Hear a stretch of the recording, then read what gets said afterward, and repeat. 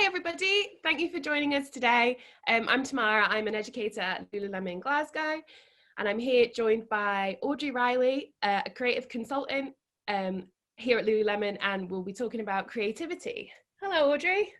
Hi Tam, so nice to see you. Nice to see you too, I'm excited. Yeah, absolutely.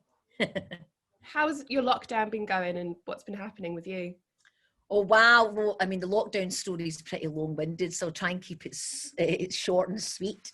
I think you know personally in this lockdown I decided to move back from Vancouver, Canada, to be close to family, just reconnect with myself, find that work-life balance. So that's been kind of critical on my list, and the pandemic definitely brought up in myself just a longing for the homeland and being back in Scotland, being in the Glasgow area, and yeah, just been around all the creativity that I was brought up on. And it's so far so good, even though I've hardly left my home. Nice to have the feeling though, isn't it? Absolutely, absolutely.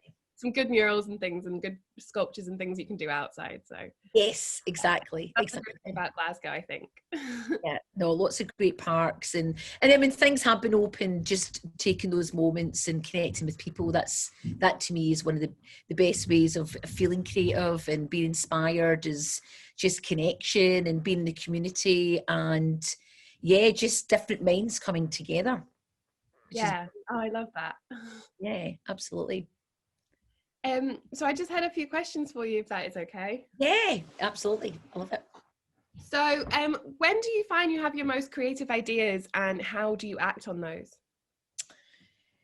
So that it's actually really funny. I'm a bit of a last minute creative. I almost like over time I'm curating. I'm a bit like an anthropologist. I'm like constantly observing. I'm I'm a human-led designer and creative. So chatting with humans, understanding what humans need in their day-to-day, the solve, really inspires my creativity. I think when I travel and I get to be out in the world, like that really helps me readjust and think clearer on where I think a creative vision needs to go. But I certainly know in myself, like if I plan too far ahead, it's going to change at some point. So believe it or not, when I'm actually doing big presentations and directions for the teams, or, you know, creating a creative direction, it's very much at the last minute. Because I feel like everything is almost just like baking inside me. It's in the kitchen getting ready to be unveiled, and I usually build my presentations the night before. I've always done that. I done it when I was at Gala Shields back in the 90s, all my studying, and maybe my leaders don't want to hear this, but I'm very much a last minute deliverer, and somehow it all comes together. You know what, that makes me feel really good because I'm exactly the same. Everything is delayed and I will tend to get it done and actually do quite well in it if I'm doing it last minute. Yeah, no, I think there is definitely something in creatives that you can't change their path. You've just got to be natural about it, find your own space, your own beat. And that's why when you do the theory, it's one thing, but it's just the execution. It's you, it's in yourself. Mm-hmm. I was listening to a podcast and they were talking about it, and they were saying something like it's to be doing with being a chaos addict. Yes. And you just like that little run at the end of the game to like get you into it. So. Yeah. Well, I think chaos addict, or I always call it the discontented mind. So creatives tend to like deliberate over things, and then they're changing and they're moving about. And I think that is part of it. That's what makes it raw and real, and you know, visions, people feel it more because it really comes from the human touch. Yeah, for sure.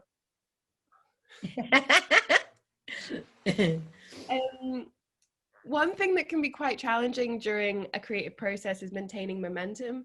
I know I feel it because I do some abstract paintings, and I have not done anything over the last 2 weeks. How do you keep your creativity flowing in when you hit a roadblock in your project? I think ultimately, you know, it's actually funny. I always think creatives sometimes do need discipline under a calendar, a roadmap, or not put in a box, but I think when you know there's a deadline coming, you've got to keep it up. Obviously, like I just said, being a last minute deliverer in terms of the final piece can be a bit nerve-wracking and a little bit challenging. But I think certainly my momentum has just kept up daily through my own, almost like my own disciplines of creativity.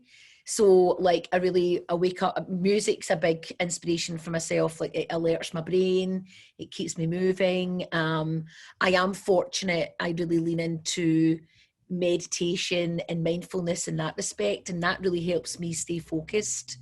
I also believe like just constantly feeding yourself, whether it's through reading, even in this last 9 months, think about all the virtual walkthroughs we've been able to have, whether it's through museums or virtual catwalks or just that constant drip feed. And the thing is, a lot of creatives get overwhelmed as well, so you've got to find your filter and your way of like editing to amplify, as I call it, like really finding your way to take on the pieces that are going to help you as the creative.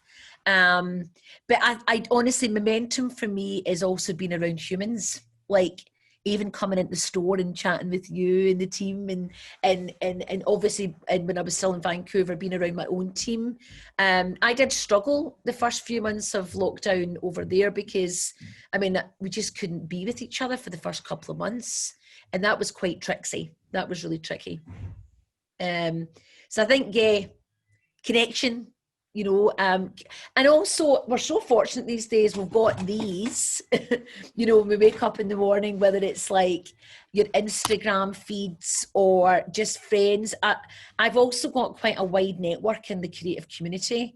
So I'm really feeling grateful for that right now, because the minute I open up my Instagram and I keep it very curated who I'm following, and I feel that helps me just feel connected back into the world, you know, whether it's my friends in New York or Vancouver or Asia or even locally. There's always people up to something that makes me think differently or makes me really almost not question my own process, but want to make it more creative. Yeah, so I do enjoy that, because I found on Instagram I've been recently just deleting things that have just been negative, and especially now.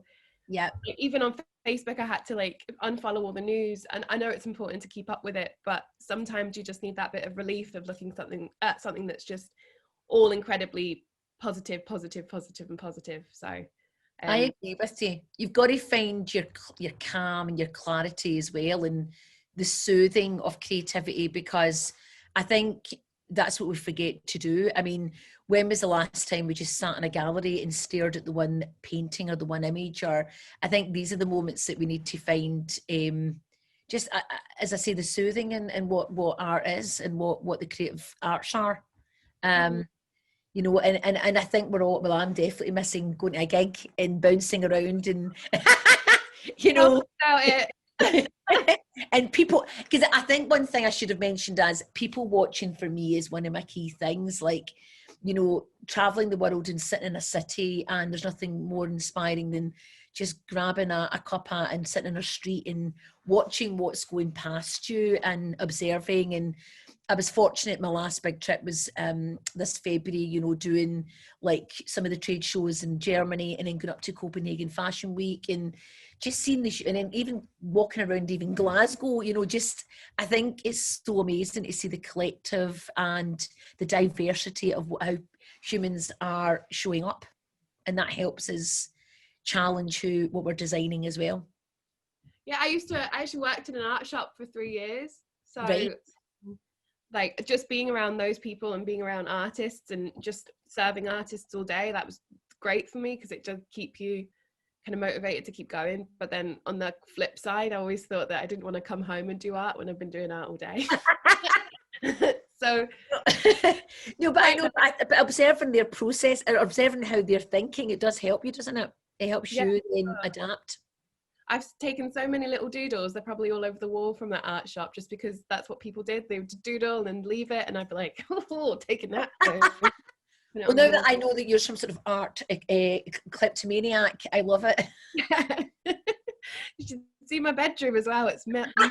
You have to post it. You have to post it. Okay, I will do. This is really interesting, and I've been dying to ask. Who's inspired you most throughout your career as a designer? Do you know, it's actually funny, that question, because like I always go back to my roots and how I was brought up, and I think like it's actually funny. I really do believe creativity can really come alive when there's maybe not a lot of things around you as well, because you find your own beat, you find your own rawness in handwriting. I mean, obviously, I could name a ton of amazing creatives and from Leonardo da Vinci and what he done for the world through innovation, because a lot of my work has been that partnership of like function and beauty or fashion and performance in a way. And innovation has always fascinated me, like understanding the science behind why something exists. So like, you know, I really do, I'm fortunate that I've been able to have reference points, like whether it's like going deep into like art history, which has helped, or innovators I've mentioned like Leonardo da Vinci still fascinates me, what he done back in the, you know, 15th, 16th century with the work that he then, which then became some of modern days technologies in a way.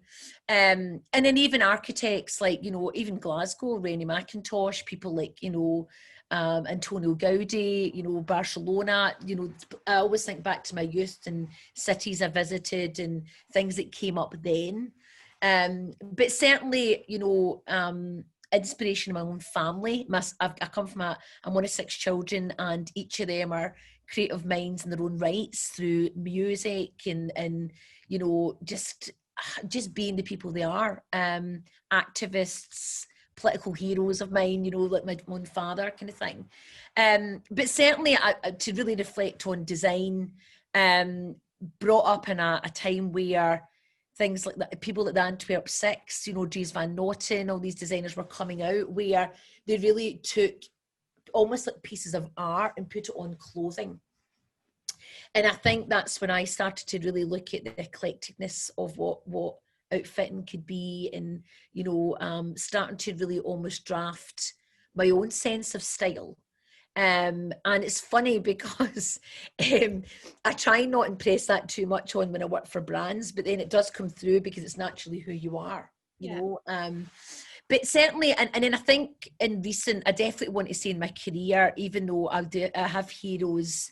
I mean, I love recently people like Kim Jones, what they're doing for the big fashion houses, because as I mentioned, I love that blend of innovation and fashion. And I think designers like Dior, how Dior's been reinvented, like what Karl Lagerfeld done with Chanel, those moments in time will always resonate with myself, because I love when something with legacy and history has been reinvented but positioned in a way of modern times. And I think, you know, what Kim has done with, you know, the Dior work is, and Marie Chiari as well, is stunning. But my own work is definitely inspired a lot by humans. We are always in that conversation of human-led design and working with athletes. Like, you know, I've been very, very fortunate working at other brands where I got really face to face with athletes and understood what they needed to change their game and change their state of mind and play. And obviously at Lulu, we believe in, you know, if you feel your best, you perform your best. And that to me comes alive through not just the performance of the product, but how it looks and feels. And that to me is inspiration constantly. That will never, it's almost like a tank that constantly keeps filling up. Because you meet someone new and you're like, wow, that is like a whole new entity of what this thing could be. And yeah, totally. So I think human-led and understanding the soul for that human is always inspired me and fascinated me. It's almost like, I know it sounds a bit romantic, but it's like Coco Chanel when she really redefined women's wear. Really, she was the one that was taking men's sporting garments and suiting, and she was almost transforming it into being a functional women's wardrobe. And I think there was moments in time back then that they were so, I don't think even they realised how highly innovative they were being. And they've just trailblazed for the last, 80, 90 years and allowed creatives to come through and rethink form, but also take the learnings and the foundational stuff from what was established. I think that's, I know I gave a lot of different answers here, but there's many. I'm a very eclectic, and always I'm a maximalist, so there's many inspiration points at any given time, and I think where hopefully I do this, and because narrative and storytelling is my number one. Like when I'm building any creative vision, it has to have a reason. It has to have a foundation, and the foundation normally tends to be the solve and what we're doing with it. But ultimately, I want people to feel inspired through a story, and I want them to feel, romanticized, and I want it to feel a bit alluring, and it's coveted in a way. So the storytelling is really key, and especially when you're working with large teams of creatives, because you've got to inspire them in the work. You've got to give them not just the tools to do the work, but give them the almost like the catalyst that will help them build into the work. Yeah, that excitement point that gets everyone buzzing about it, and then you're just a big team of buzzing people. Oh, totally. It is, and actually, I think one thing that comes up for me is I get inspired by that. So when I'm in the process of creating with the teams, and that inspires me, because they challenges. I think challenging and almost like, is that the right path? I mean, even a meeting I was in last night, I was like, let's challenge each other. Have we nailed this?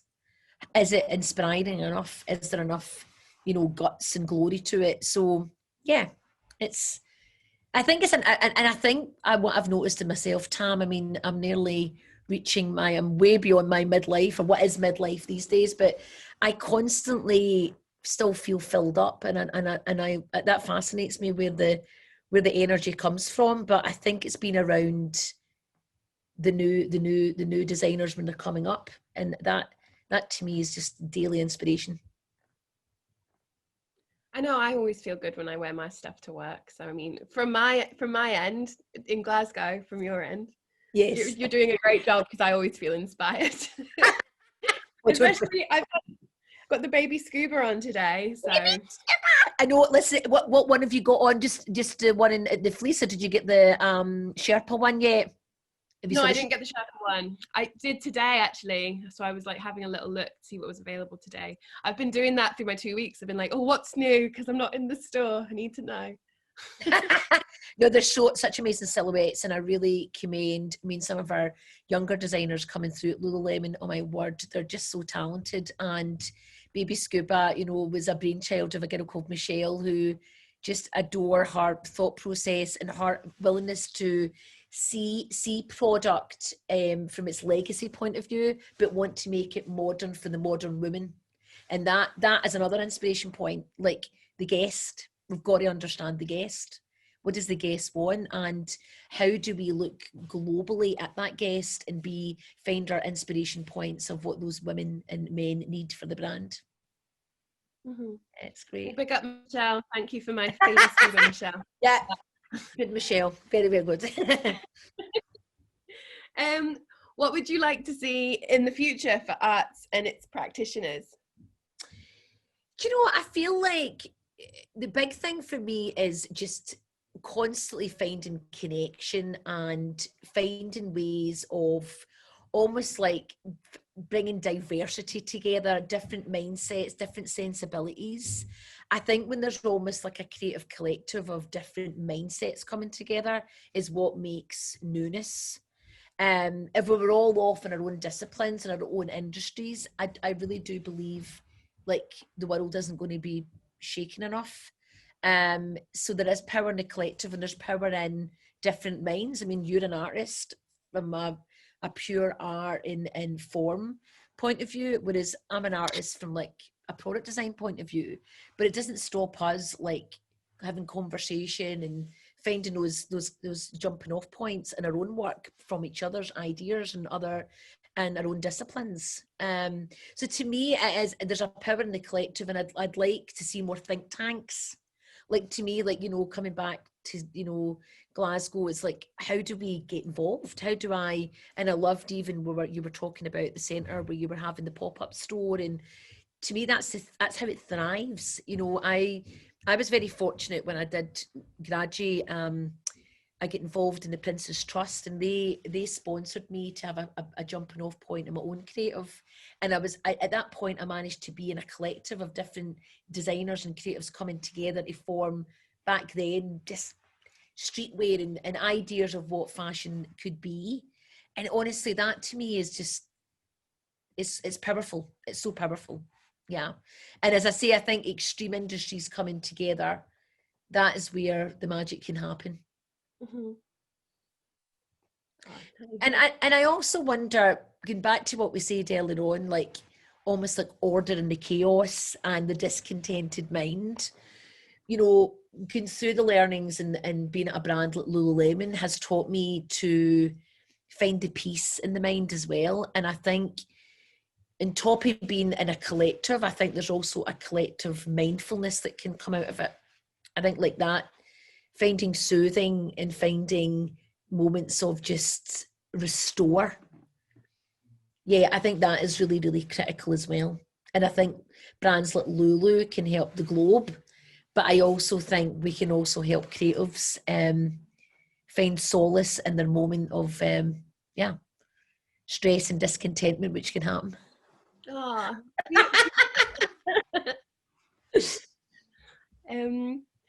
So I've got a quick quote just to end this lovely, beautiful interview. I wish I could go on all day. I want to ask about Gala Shields, actually. I know some people who went to Gala Shields. So. We can definitely chat about that at one time. Thank you. So this is a quote. This is precisely the time when artists go to work. There is no time for despair, no place for self-pity, no need for silence, no room for fear. We speak, we write, we do language, and that is how civilizations heal. Tony Robinson. Morrison. Ah! My God. Tony Morrison. That's stunning. It's nice, isn't it? It's so nice. What comes up for you when you read that quote? It does, like, confidence, I think, a little bit. Like, I kind of started doing a little bit more painting recently, and I know that people like it, and I know that it is actually, good. So yeah. I need to really sit down, and there is no time for despair, no time for self-pity. So make it as pretty as I can. Oh, and I think, like, use your art as your therapy. I mean, I don't know if you remember, whether the brand or not, we done that campaign, This Is Yoga. Mm-hmm. And yoga is everybody's own outlet. And we can never forget the power of the arts. Yeah. It is therapy. I was actually telling my friend about that, just how different people's, like, this is my meditation, and how... This is your meditation. And how different people will find different solace in doing things that they love, even if it's just sitting down and watching a bit of football, like, exactly. That's your meditation. Enjoy it, live it, love it. Yeah, that's the thing, you can never be critical of anyone's, like, hobbies or outlets, and you've got to have one. I mean, that's why when I need to, that part of my journey right now is, I think I am very creative in my work part of my life, but I want to find it back in my personal life. And I'm doing a massive renovation in the house, which is it's a massive creative outlet. I'm like curating daily, merchandising all my stuff. But honestly, Tam, I think you're right. This is it.